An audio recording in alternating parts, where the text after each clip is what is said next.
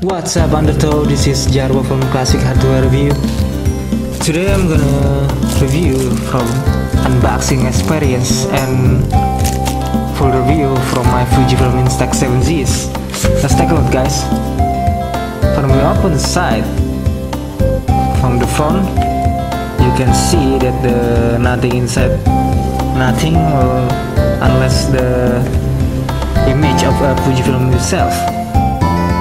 On the left side, there's a note that like a Japanese note. I don't really understand, guys. From the right side, there's nothing like a Fujifilm result of the image. On the back side, it's the same like a right side. Okay, we unboxing them. There's a manual. There's a view manual here. You can see Instax film mini camera. Whoa, very detailed, man. Nice. It's good for like a unique. This camera is very specific. Alright, we're unboxing. Here you go, this is camera, guys. Fujifilm Instant 7Zs, the future of polaroid.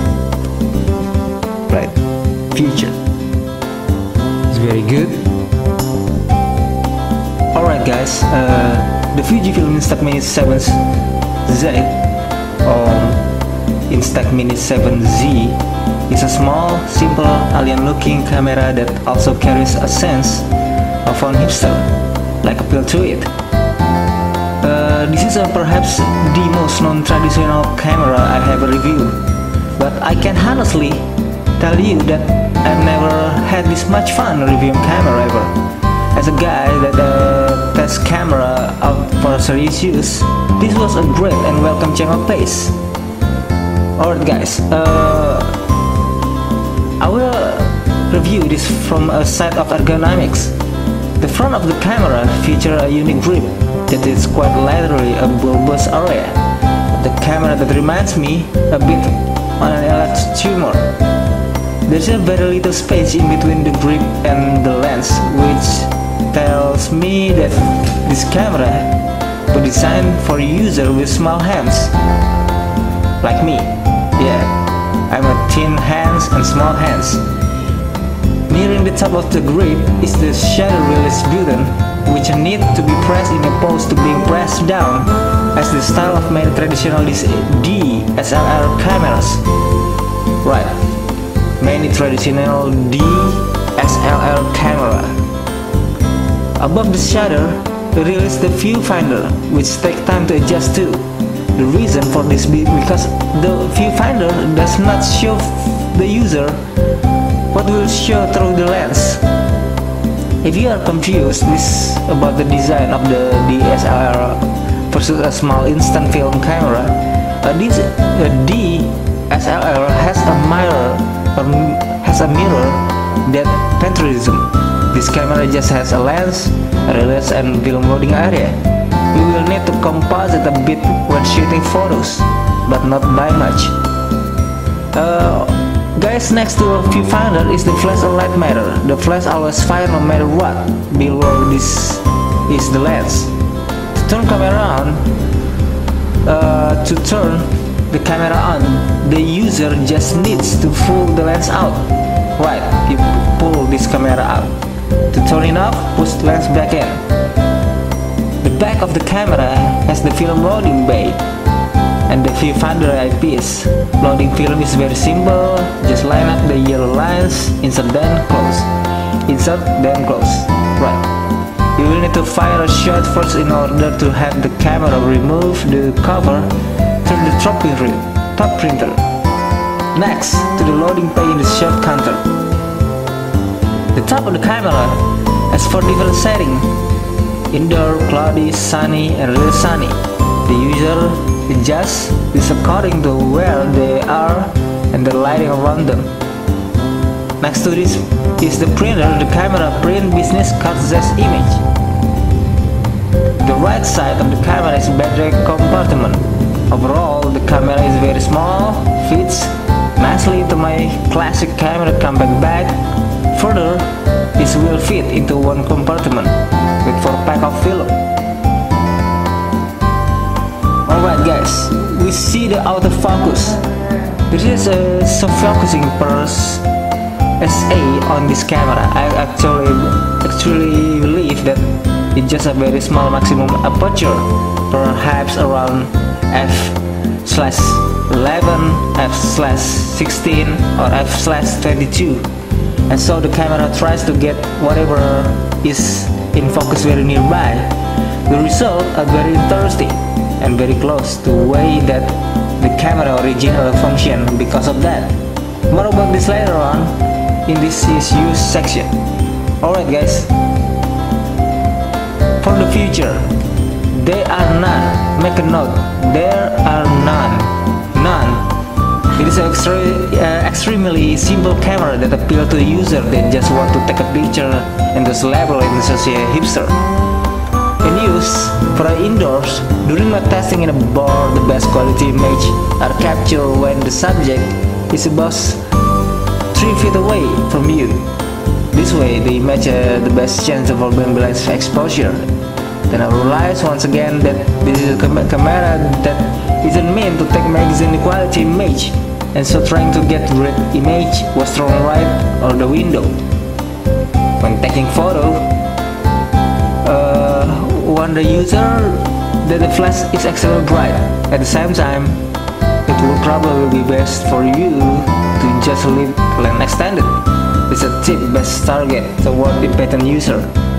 Impatient because of the camera takes a couple of seconds to actually power up when the lens is extended. You can go, it's progress, but looking at the top of the camera when the lens comes out, there's a red light blink until the great light tip and tell you the camera is ready to take another photos. Just a warning, indoor is even greater for shooting outdoor and ready to see the street. In fact, your image will still come up mostly dark.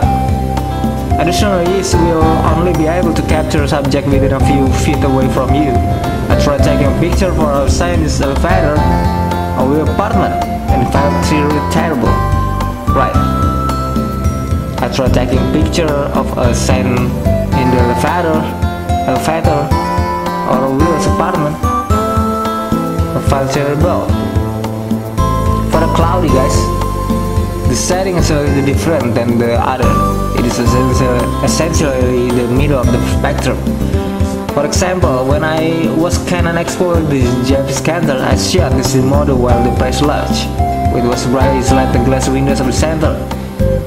In this situation, I didn't quite need to allow ability of being inside, but area was quite sunny. Because of this, I was able to get a decent photo from my recent picture. I was totally when use this camera. It's very good guys.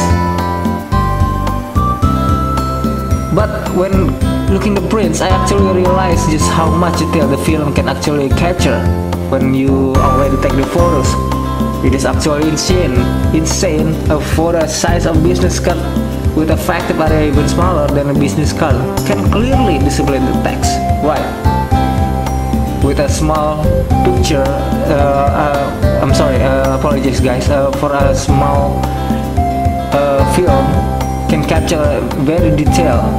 Additionally, the photo is render more toward the blurred area even when trying to warm while developing. Alright guys, I already speak too much for 7 minutes. For a conclusion, as a digital photographer, for a serious and commercial work, I always been on the hunt of digital camera that I could use for fun when I am out with a friends. The problem with this that I've been so used to pixel peeping and ensuring that the quality excellent with each image. Right, I I always peeping for ensure that quality is excellent with each image. With this camera, I can do that. I cannot do that. It needs to be accepted that you will get flawed image, and I'm fine with that because of this. It needs to be accepted that you will get flawed image, and I'm fine with that. Because of this, I'm actually very close to purchasing the camera for personal use and fun. Of course, my 5D and 7D will run for much serious work as they should be.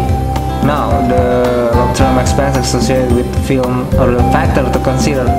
However, I have trained myself to be able to get nearly perfect image in one frame, and so I won't be shooting and reshooting with this camera. If anything, I'd probably go through one pack 10 images of night. Further, the camera is great for marketing yourself because they're unique. It always turns heads and get conversation started. Additionally, I've taken to pass my business card under my back each image I shot, which is great for marketing. Alright guys, until this my review, when I are ready to research this, I'm ready to give you guys another review for my channel. Don't forget to watch everything my videos, or add me at Fajar Jeko of Twitter and Facebook, Muhammad Fajar Numeri. Let me share. Don't miss it. Every Jarwo design, Jarwo show, Jarwo classic game room, Jarwo classic game review, Jarwo classic hardware review on my channel to make more interesting video and give you a view in the whole world from reviewing anything, for this anything. Alright guys, see you. Goodbye, Undertow.